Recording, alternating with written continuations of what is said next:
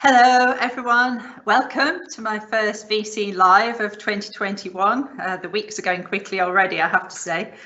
First of all, thanks for the feedback on these talks, and also thanks to those of you that joined Andrew last week for his finance talk as well. It's really good that you're telling us how much you appreciate being kept in touch with what's going on across the university and the sector. And for me, at the moment, it's the only chance that I have to connect with all of you, apart from those that I bump into as I go backwards and forwards from Pret. But at the moment, this is the only way to connect. So I'm glad that you're also appreciating it as well. Well, I think before Christmas, we're all hoping for a return to something a bit more closer to normality, weren't we, in the new year? But obviously, with cases still very high and deaths high as well, as we saw yesterday, that 100,000 mark that we passed, and new variants emerging, we're going to have to be a little bit more patient that we're in this for a bit longer. It is brilliant to see that bit of light at the end of the tunnel, though, with mass vaccination centres being set up and being set up locally too. But the full positive effect from those is clearly going to be some months away yet.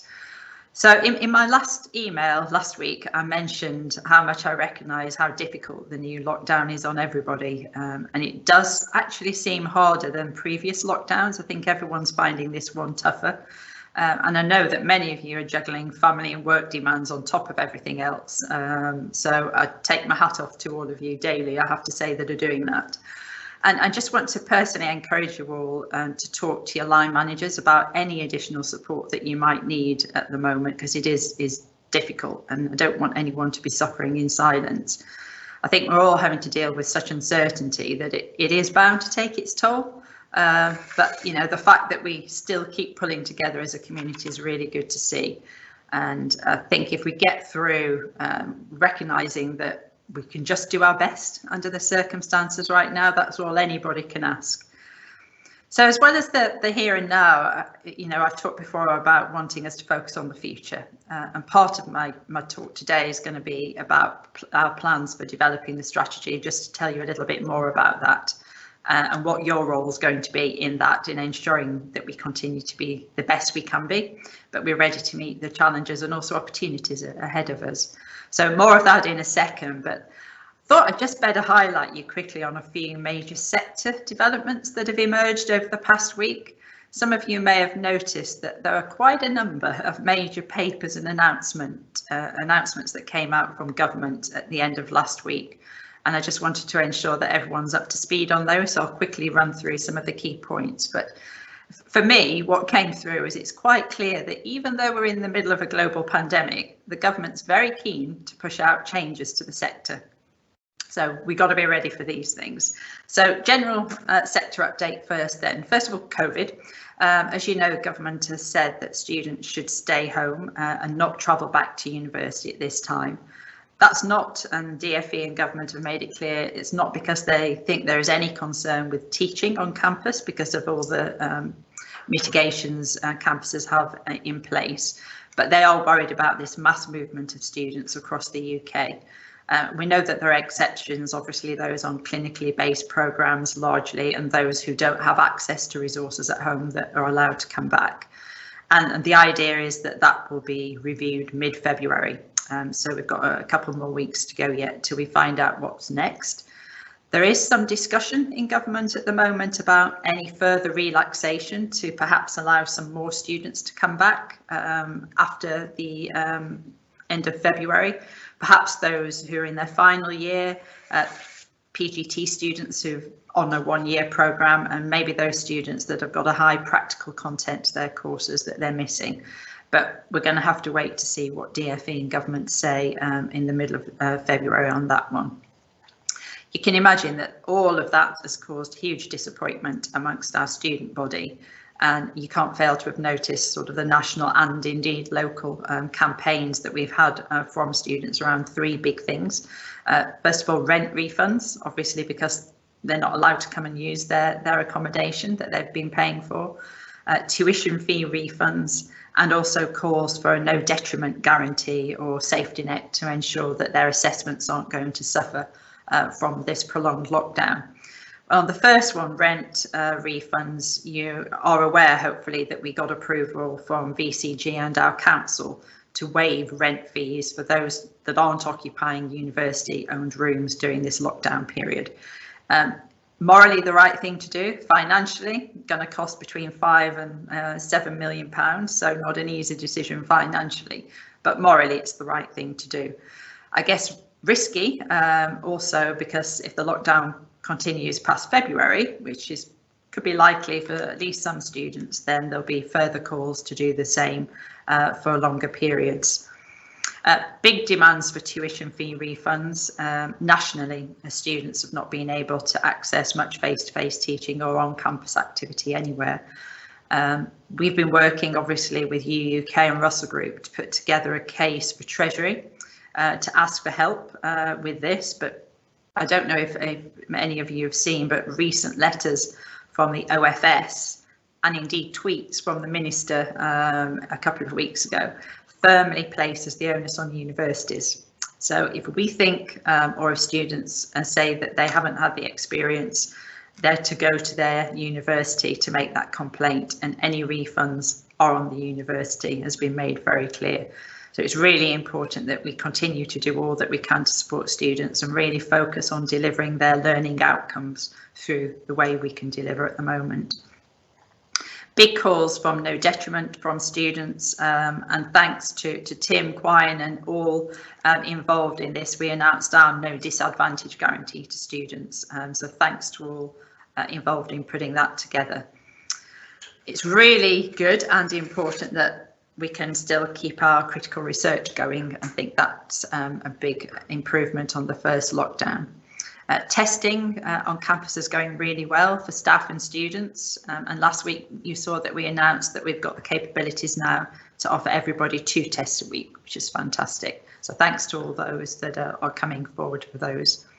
And I guess the other thing around NSS is still happening on normal timings, and REF is still happening on normal timings as well. So other sector news then, quick summary of all of those papers that came out at the end of last week, many announcements. First of all, the interim conclusion of the review of post-18 education and funding. So the interim report states that as part of the government's commitment to introduce further reforms to the HE sector, they're going to consider student finance terms and conditions, minimum entry requirements to higher education, and the treatment of foundation years and other matters. So that's interesting, quite a bit to unpick there. So the government's going to be consulting on these issues, and decisions are going to then be incorporated into the comprehensive spending review. The report did confirm that there's going to be a tuition fee freeze for another year until any potential fee changes are announced come the CSR. There's a real concern in the sector, as you can imagine, that the consultation on minimum entry requirements to university could lead to some policy change that restricts access to HE for some students who would otherwise, benefit from going to university, and it may restrict their life chances. It could reduce the overall number of those studying at university. Second thing, the Secretary of State's guidance to the Office for Students on reform of the recurrent and capital grants for 21-22. So the DfE has issued guidance to the OFS on how it allocates teaching grant funding for next academic year. So that's the funding that we receive as universities to top up the fee for high cost subjects. And the main changes there are they've prioritised funding for what government refer to as high cost, high value subjects. And they've specifically said these are those that support the NHS, healthcare policy, STEM and specific labour market needs. So they've increased the funding that we'll get for those courses. And at the same time, they've halved the funding for other high cost subjects. And that's going to be further reduced in further years. And that's really going to impact on funding for courses in performing arts, creative arts, media studies and archaeology. Capital funding, which is usually given to us as a block grant as well, is going to be delivered in future through a targeted bidding process. So we're going to have to put forward a bid, a competitive process. And again, they've said that's going to be targeted towards STEM. So interesting messages coming here from government. Government's not yet responded to Augur Review's recommendation of a reduction in fees to be topped up by an increase in teaching grant. So it remains to be seen what happens there, but it could be that a reduction in fees is still back on the table.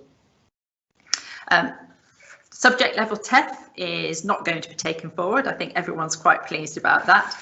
And the OFS are consulting on a more streamlined version of TEF. I think that's probably about it, apart from the other thing that they are consulting on at the moment is a post-qualifications admission system. And that's basically two models that they're consulting on here. So post-qualification applications and offers. So students get their results, A-level results, etc., and then they apply and get offers from universities. That squeezes everything into about a 6-week process, so that's quite tight. The other model is a pre-qualification application, but a post-qualification offer and decision. And that's what they're consulting on at the moment, and we very much prefer the second option. There's lots in there as well on the Skills for Jobs white paper, really boosting the role of FE colleges in regions working with business to provide more sort of technical level skills as well. So quite a bit there to go on that we can expect to be consulted on in the next few weeks. So looking to the future, quickly then, in developing the new strategy, I've obviously been listening to your thoughts in my department meetings that I've done. And thankfully, I guess many are aligned with my own thoughts. I guess you've heard me talk a little bit about my thoughts before, and in the next staff meeting, I'm going to go into a little bit more detail. I guess the word I keep coming back to in thinking about all we do in the next decade, and importantly, how we do things, is connected. You know, having a connected community within the university across all of our campuses, everyone pushing forward towards the same goals, is going to be really important. And the concept that you've heard me talk about before as well, around having less walls and less barriers between departments or areas. I think one thing that's really struck me in my first few months is we've shown through COVID what can be really achieved if we sort of blur the structural boundaries a bit and focus on a team-based approach to delivery and innovation. And I think that's something we've got to carry through. And quite clearly, the connection with our regional, national and global partners is going to be really important. Lots more to say on all of that, and got some specific ideas I can run through in the next meeting, but I know I'm short of time today. We've also been asking, I think, as I've explained before, external experts and thought provocateurs to talk to us about some future trends and opportunities and threats that we're going to be facing by 2030. And we're building up some really good insights that we'll summarise and share with you through the next few weeks. We've been really careful in this process to look up and look out and around us, and not just talk to ourselves, but really look at what's going on across the world. So the next step is going to be for everybody in the university to get involved in the co-creation of the strategy. So what are we actually going to do? And as I've said, I've got my ideas, but I'm very aware that there are many great people in the university who've got many great ideas. And so I want to hear from everybody in this co-creation. And part of it that I really want to explore is what makes Exeter Exeter. So how do we make sure that an Exeter feeling and being and way of acting is written through the DNA of our new strategy? So we'll be coming to you for online workshops to gather thoughts and ideas, and we've also got a crowdsourcing platform for you to engage in what we're calling the big conversation about this, and I'll tell you again more about that in February. So I'll finish now and go to questions. I guess maybe want to reflect, and I hinted on this in my email last week. It might seem odd to some that we're doing this strategy development in the middle of a pandemic and all that's going on. Trying to keep the show on the road, but I keep coming back to the point, we've got to be ready to power out of it with real ambition and real purpose. And standing still right now is the absolute worst thing we can do, because we'll just get left behind once other people start to power through. And thankfully, from what I've heard in my discussions so far in staff meetings and department meetings, I think many of you share that ambition that I've got for the university. So let's do it together, and look forward to working on it with you. Okay, so I think that's it in terms of update. I'm going to move to questions now. So let me quickly go here, and I'll try and do what I did last time and sort of scroll from the top and the bottom to try and get some questions that came in early and those that came in a bit later. First one then. Yeah, could we have an update about the prospect of the 2020 salary increment rise for staff in grades F and above? Absolutely. I can just see one just below, actually, our promotions going ahead. So I don't know if you remember, a number of colleagues have actually contacted us to ask about this as well. So last July, it was agreed that a number of measures were agreed with the trade unions to reduce staff costs in this academic year. And one of those was obviously the suspension of the autumn and spring term promotion cycles, but also the increments. The agreement was that we then work with the trade unions to review that in January. And I just want to confirm that that review has been happening and is now taking place with trade union representatives. And I absolutely appreciate everyone's concerns and worries about this, but we are going through with the trade unions to inform that review, and currently in progress. Hopefully we're going to be making an announcement on that very, very soon. We should have concluded that conversation with the trade unions by the end of this month, and I want to be able to advise colleagues by the end of January where we are on that. I've got strong views myself on what we should be doing, but I have to be quiet at the moment, and we'll go through the right process. So more on that soon. Is the VCG promotion subcommittee adequately represented by HAS colleagues? It seems to have a STEM bias. Will you look into this, Lisa? Certainly happy to question that. Basically, the people on VCG promotions committee are there because of their role, not because of their background. So if you don't know who it is, it's myself, it's Janice Kay, the provost, it's Tim Quine and Neil Gow. So there is a range there. You might say, oh, it's a little bit STEM biased, but I think you have to remember that, we've all been very wide-ranging in our careers up to now in working across, for the last 4 years, I led the promotions at Leeds across a wide range, very wide discipline university myself, and I know others on that committee have. So I hope that you can trust us to be objective and consistent across all disciplines. But I will take that question and just make sure that we're happy with that. Another one on promotions I've just answered. Another one anonymous. No one's giving me their names today, but that's fine.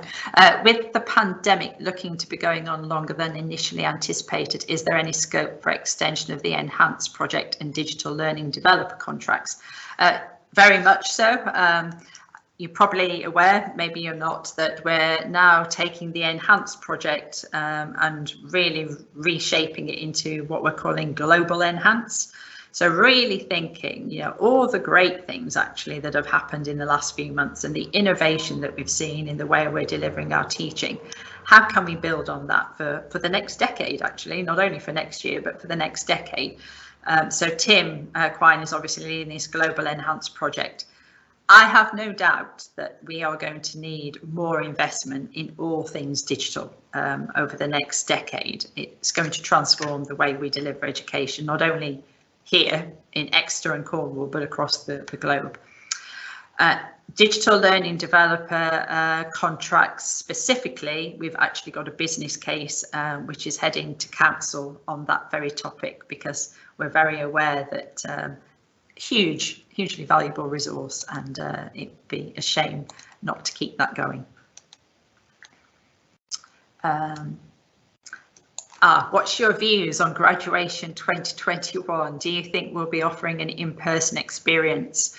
And if not, what would be your views on a virtual event?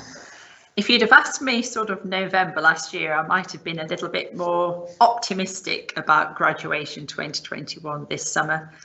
I think given what's happening, with cases not going down at the moment, although there is certainly some signs that they are starting to come down in some areas. We've got a plan for both.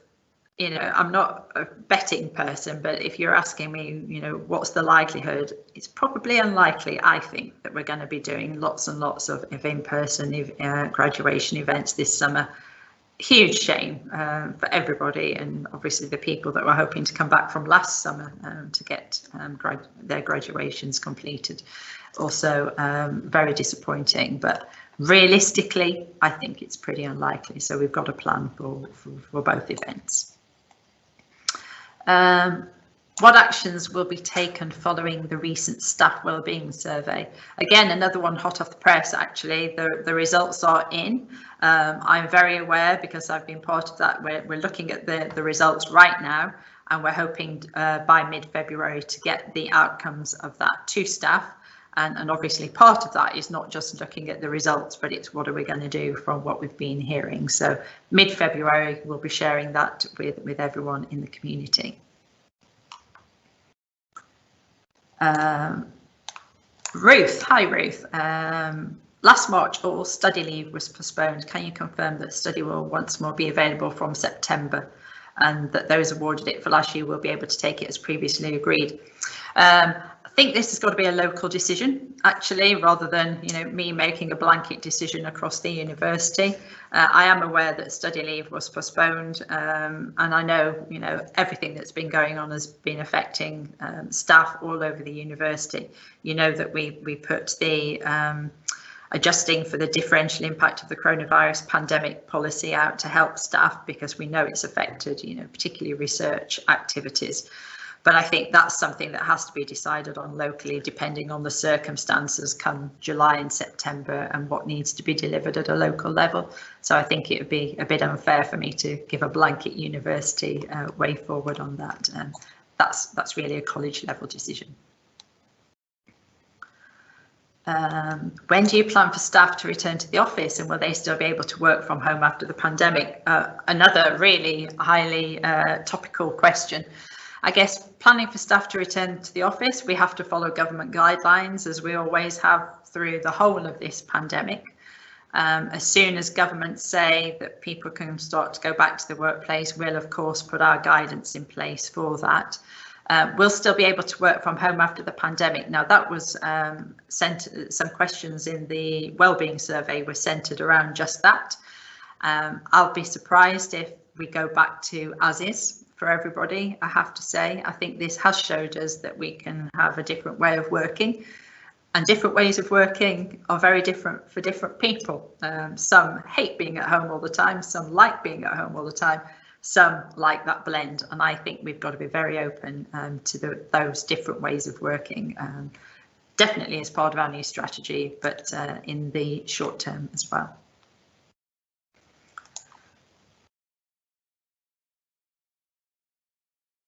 Oh, thank you, Nirosha. Just not a question, but a comment. Has joined Exeter from another organisation and just wanted to share how good it feels to see and know how much the organisation understand and do to ease the pressure of everyone. Thanks, Nirosha. We're trying to do what we can. I have to say it's difficult. As you saw in my email last week, I keep urging people to think locally about what can be done. We're always thinking as a VCG. We had another conversation this Monday, what more can we do for staff? But I think there is a great feeling that locally, just talk to your line manager, talk within your own departments and do what you can that works for you. Because as I think I've said before, when we have email and meeting light weeks, some people come back to me and say, thanks, Lisa, and other people say, it doesn't work for me. So, local decisions, I think, have got to be really important. I'm going to go to the bottom now and see if I can pick up some new ones. There's quite a lot in there, so give me a chance to. Is there a focus on staff well-being at the moment rather than just student experience? Working and delivering virtually is stressful and more time consuming. Some guidelines would really help. I think I've touched on some of that already. I don't know if you saw my last email from last week, but it was very much focused on that issue. I completely can see, in the meetings I'm having and the conversations I have, it is really tough for people, especially those juggling, trying to do their work and homeschooling and caring responsibilities and everything. I don't know how you do it, I have to say. What I've said, we're continually thinking at VCG level what we can do across the organisation. But I do think it's, a team-based effort that is going to be really needed here. Really think what can drop off the to-do list, what can wait. Just do, all you can at the moment is all we can ask for, and platinum plated isn't something we can achieve at this moment in time. What we can see. Alison Black, a really good question actually. Can we do a cost benefit analysis to show the amount of work that staff have put into Project Enhance? Gets cross when hear about students asking for tuition fee refunds, as many staff have worked hard to develop amazing online resourcing and teaching. Couldn't agree more, Alison. I sent an email actually to the students yesterday pointing some of that out. They haven't had the experience that any normal year of a university student would be like in this last year, absolutely.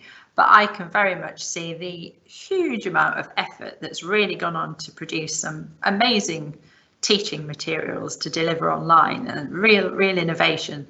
And I know that the innovation and the sheer hard work that's gone behind all of that. So we keep trying to make that point to students whenever we're sort of communicating with them. And I think it's just something we have to keep saying. Again, we've done our best for them. Under the restrictions that we're under. Anonymous, this is funny. What's the greeting card in the background congratulating for? I tell you what it is, and this is really sweet actually. Well spotted. Somebody's very observant. This is from somebody who's actually a researcher now in the University of Exeter, working in one of our labs. And it was someone that I taught when they were an undergraduate and I was teaching them virology, and they're now in Exeter, and they've sent me that card to say hello and that they were here, which I thought was great. It's great. Small world. Let's see. I think that's another one really about the use, how I see the use of office space across the university changing. I think there will be changes. It is something we'll be consulting on.